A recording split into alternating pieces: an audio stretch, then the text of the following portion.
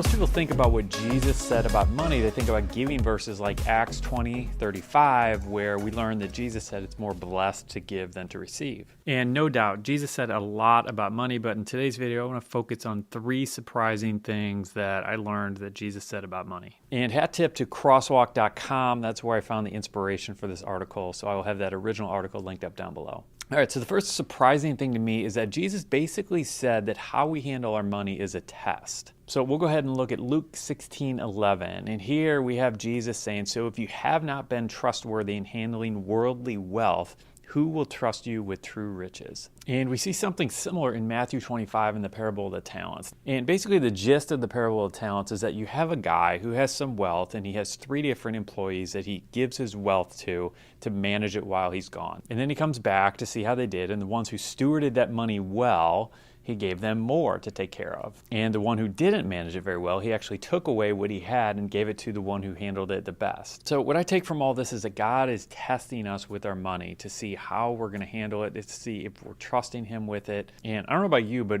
I want to pass the test. All right, next surprising thing that Jesus said about money is that we should pay taxes. And I wish I could pay taxes the way Jesus did in one of these passages. So if we look at Matthew 17:27, we have Jesus saying, but so that we may not cause offense, go to the lake and throw out your line. Take the first fish you catch, open its mouth, and you'll find a 4 drachma coin. Take it and give it to them for my tax and yours. Yeah, you just can't make this stuff up. I love it. And then in Matthew 22:17, Jesus gets a little bit more kind of specific with all this.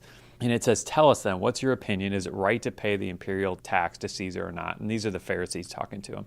But Jesus, knowing their evil intent, said, you hypocrites, why are you trying to trap me?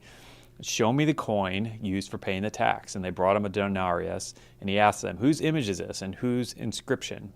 Caesar's, they replied. And he said to them, so give to Caesar what is Caesar's and give to God what is God's. So as much as we all probably hate paying taxes, Jesus said we should pay taxes. All right, next surprising thing Jesus said about our money is basically that we should budget our money. In Luke 14:28-30, Jesus says this, but don't begin until you count the cost, for who would begin construction of a building without first calculating the cost to see if there is enough money to finish it? Otherwise, you might complete only the foundation before running out of money, and then everybody would laugh at you. They would say, there's a person who started that building but couldn't afford to finish it.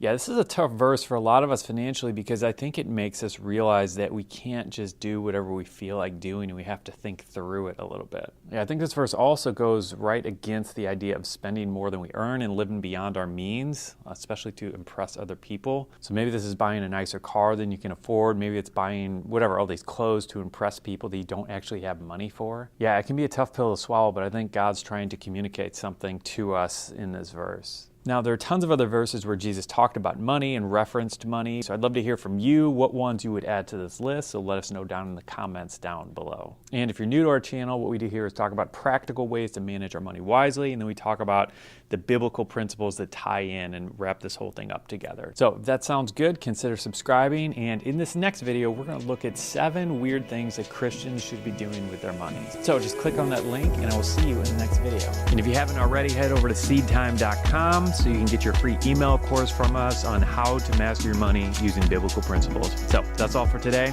Have a great rest of your day. Adios.